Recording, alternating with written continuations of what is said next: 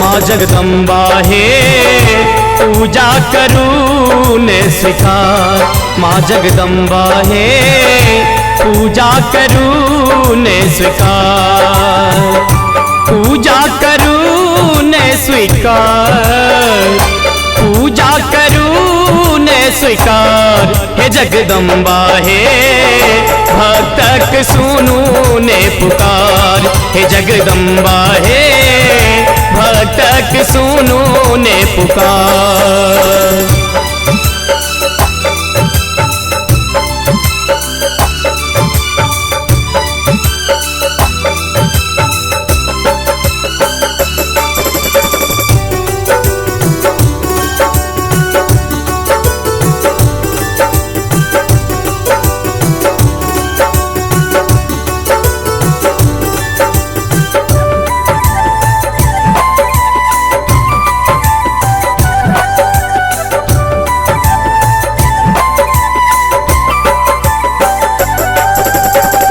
गम गम गम गहवर गम के चम चम चम के द्वार। गम गम गम गम गहवर गम के चम चम चम के द्वार। गम गम गम गम गहवर गम के लाले लाले चुनरी अन लाओ। लाले लाले चुनरी अन लाओ। अरहुल फूलक हार। माँ जगदम्बा हे पूजा करूँ ने स्वीकार। माँ जगदम्बा हे भक्तक सुनू ने पुकार।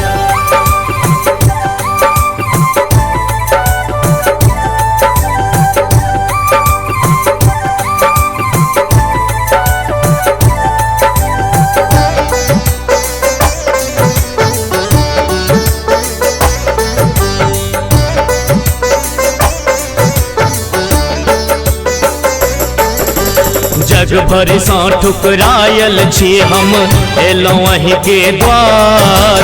जग भर सा ठुकरायल छी हम एलौं अहीं के द्वार। जग भर सा ठुकरायल छी माँ सुनियो ने मैया हमरो है बिनती। सुनियो ने मैया हमरो है बिनती। नाव फसल मझधार। माँ जगदम्बा हे सुनियो ने भक्तक पुकार। माँ जगदम्बा हे पूजा करूँ ने स्वीकार।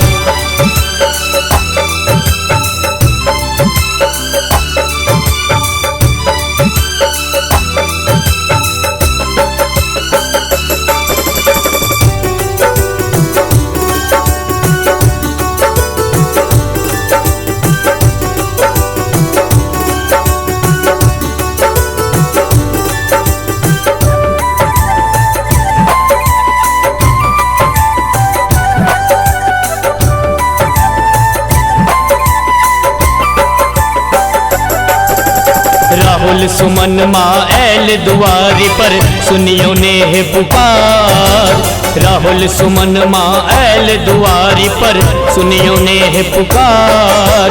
राहुल सुमन माँ ऐल दुआरी पर संतोष सावन के बिनती सुनियो। संतोष सावन के अर्जी सुनियो। नवीन के करियो बेड़ा पार। माँ जगदम्बा हे भक्तक सुनू ने पुकार। माँ जगदम्बा हे पूजा करूँ ने स्वीकार।